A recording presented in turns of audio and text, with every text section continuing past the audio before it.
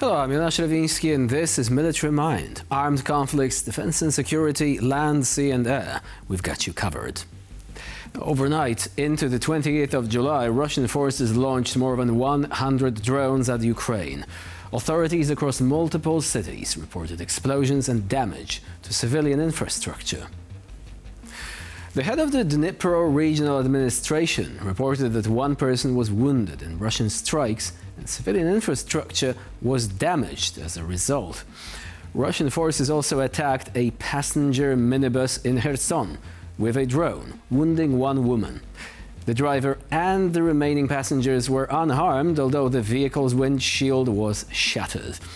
The regional governor added that over the past 24 hours, Russia targeted critical infrastructure, public facilities and residential areas across the region.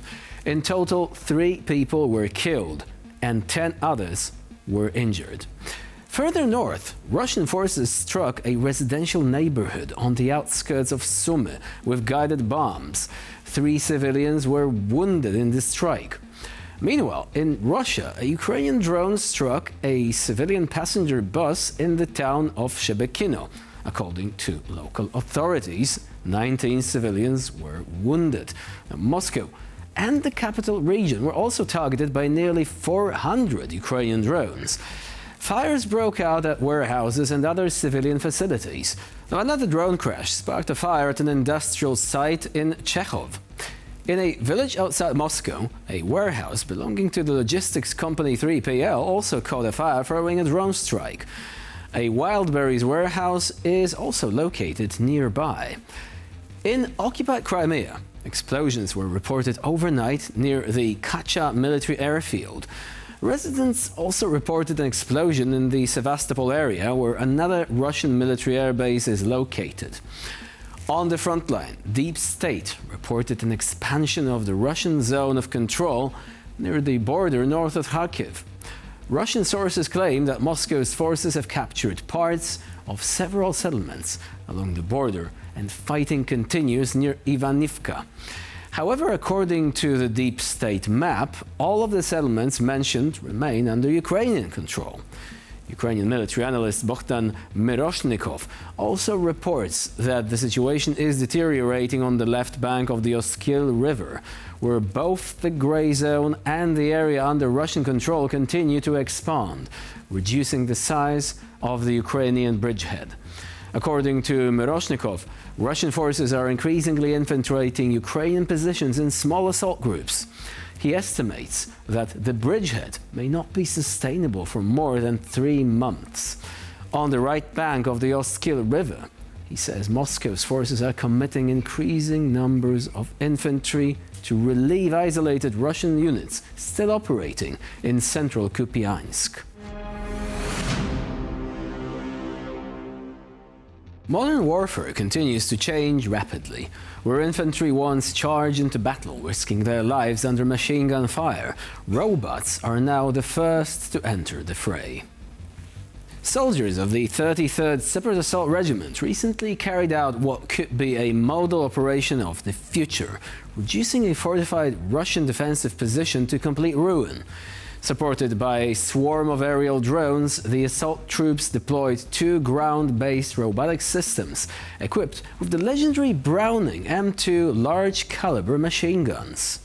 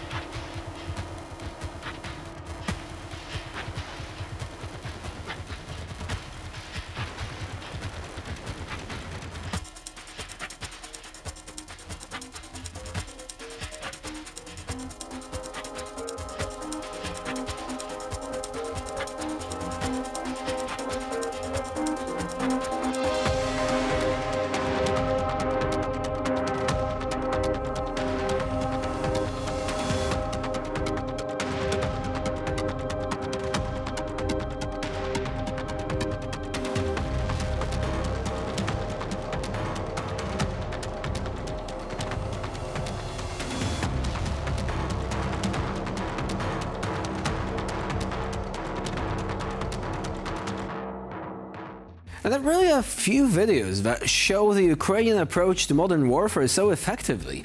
I mean, you've seen that. There are ground-based systems hunting down the Russians in the abandoned settlement. But also the entire thing is being watched by drones. Furthermore, there are more drones which take on an attack role. So effectively, you have one drone filming another drone, approaching the target and detonating. And this really is what Ukraine brings to the table. No wonder why so many countries are lining up to learn how to conduct military operations in this way, without endangering the lives of your troops at all. Now, moving on to the next story. In an attempt to cut off Ukraine's logistical arteries, Russian occupiers are increasingly resorting to a devious tactic. They park their FPV drones on trees, building roofs or roadside towers, waiting for Ukrainian military vehicles in what is known as standby mode. However, not all of these ambushes are destined to succeed. Operators from the FATUM, Unmanned Systems Battalion, recently carried out a brilliant counter-drone patrol to clear out any Russian drones lying in wait to spring an ambush.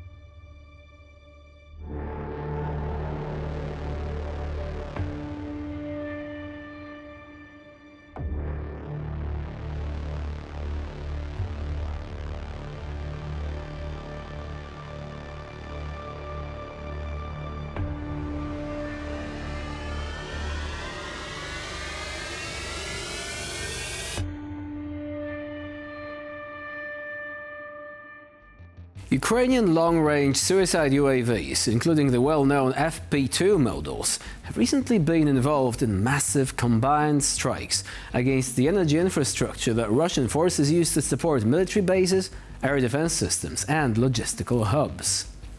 The series of strikes paralyzed dozens of key substations on the Crimean Peninsula, from the southern coast to Yevpatoria and Feodosia, as well as in the temporarily occupied part of the Donetsk region.